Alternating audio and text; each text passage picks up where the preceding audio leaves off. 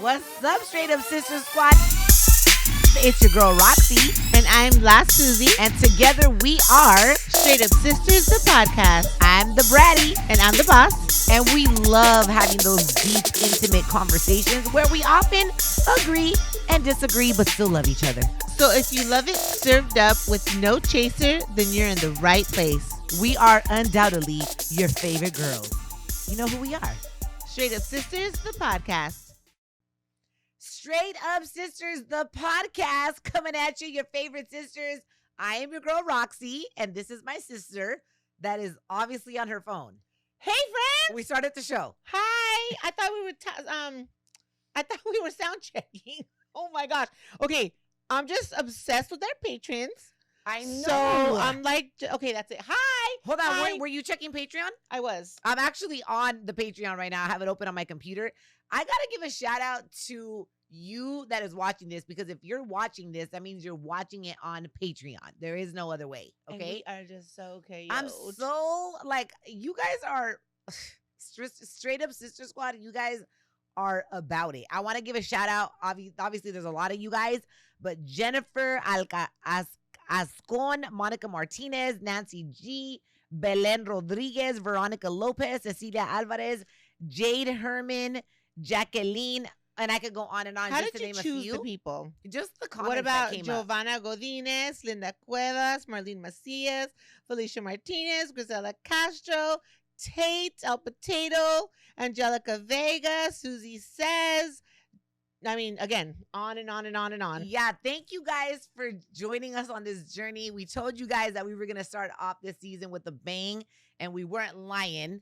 The guests that are coming on to this season are amazing. Yo, last week's guest. Last week, Humble the Poet. Like, Ese guy.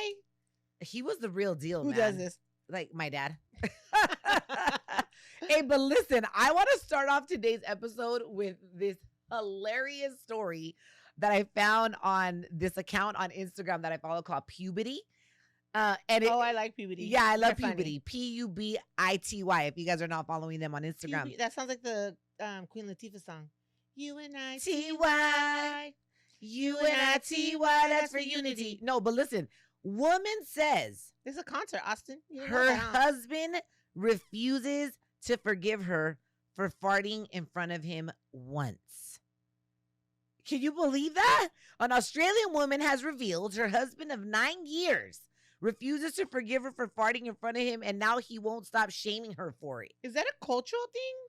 I don't know, but listen to what she said. She told this newspaper. She says, from very early in our relationship, he made his views on the specific bodily function very clear after a night out at the pub with some friends. Like, I guess he was just like, listen, I'm not a fan of farting. I have to agree with him.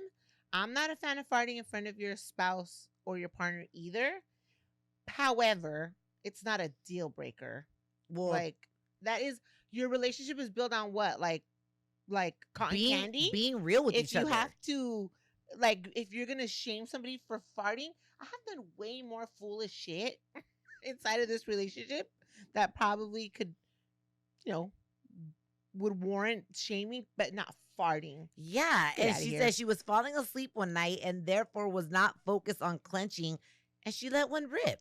Bro, and then she was sleeping. Those farts don't even count. Yeah, she said Sleeping farts don't count. she apologized the next morning, and while he accepted it at the time, he often brings it up and shames her and won't let it go. So the question was, do you fart in front of your partner?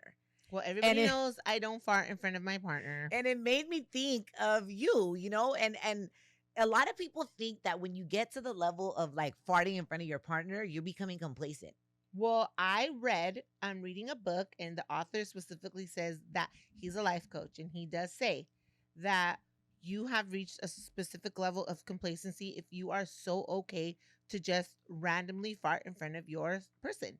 He's like, there's zero sex appeal or mystery when you start to behave that way. I love to keep a level of sexiness in my relationship. I will say, this is just like confession time, that I have These farted. are her confessions. Yeah, I have farted before in front of my boyfriends, and it was honestly, And that's why you broke up with all of them, or they all broke up with you. Just kidding. no, You broke no, up with no. them.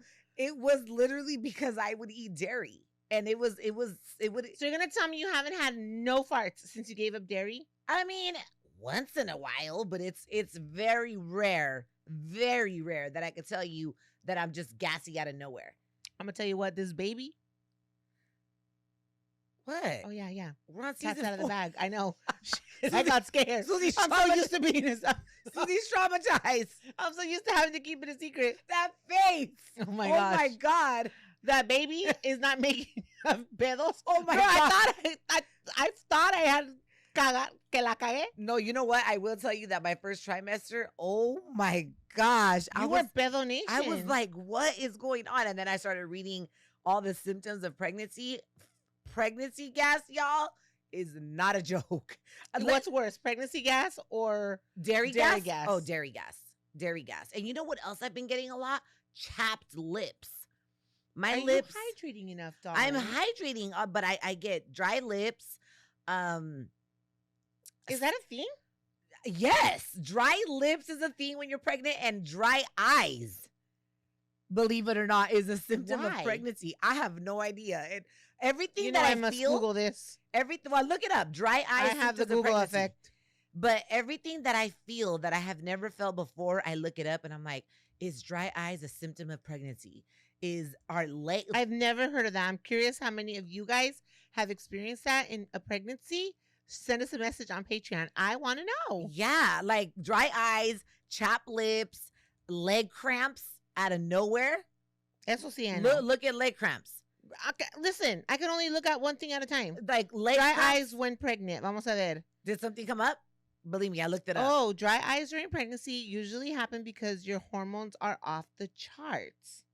yes. Hormonal changes are important for a healthy pregnancy, but they can cause side effects like dry eyes. Oh my God. So if you guys ever see me Wow. like just squeeze my eyes real tight, I'm constantly reaching over for my eye drops.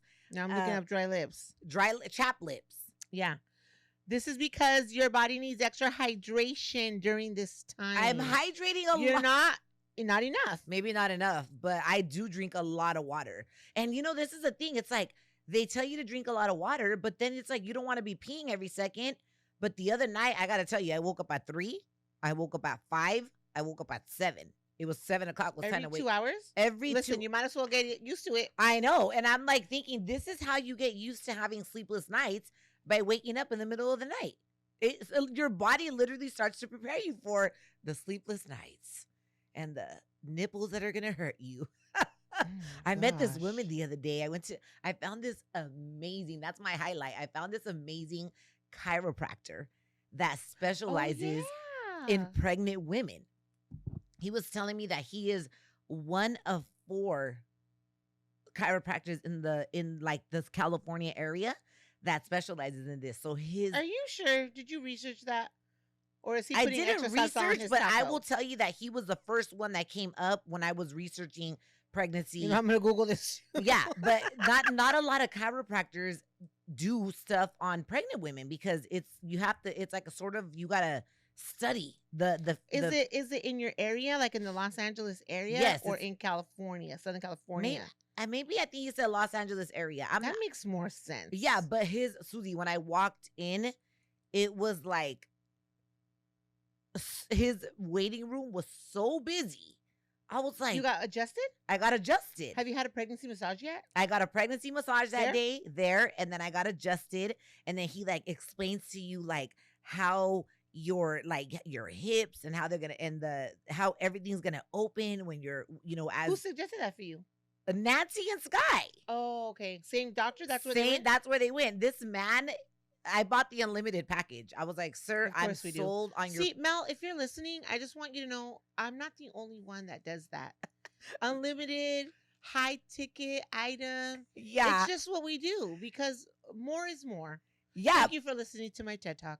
No, but I love listen, he was telling me that 99.9% of the women that he works with end up having vaginal births because he adjusts them so much, and it just helps them like just open up what is it? The The birth hips, canal? the birth canal, And he has like this whole thing and he like No, and your demonstrates it for hips. you. It's pretty amazing. But he was just telling me, like, look, I have nothing against cesareans, but most women that I know want to have natural births through the birth canal. And them, I met a woman there. She was due Thursday.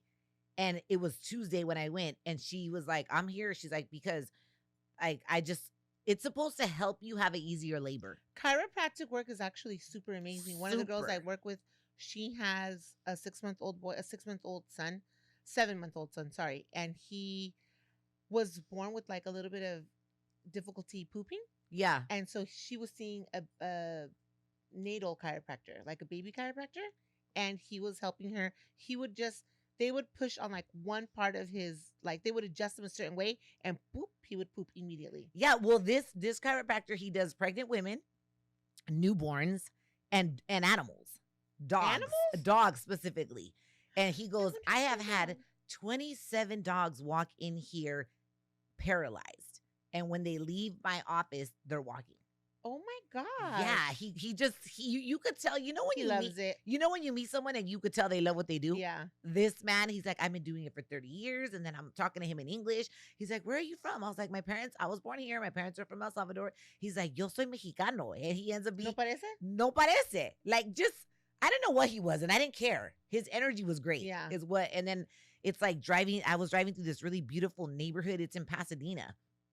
Oh my God. And I was like, that might be your future home, Roxy. Just We were just talking about everything that. What our next move is. yeah, everything about that whole day was so beautiful. But my highlight is I got adjusted and I plan on getting adjusted up until my pregnancy. It's How often it's do you go? Should well, you go? he told me he wants to see me every week.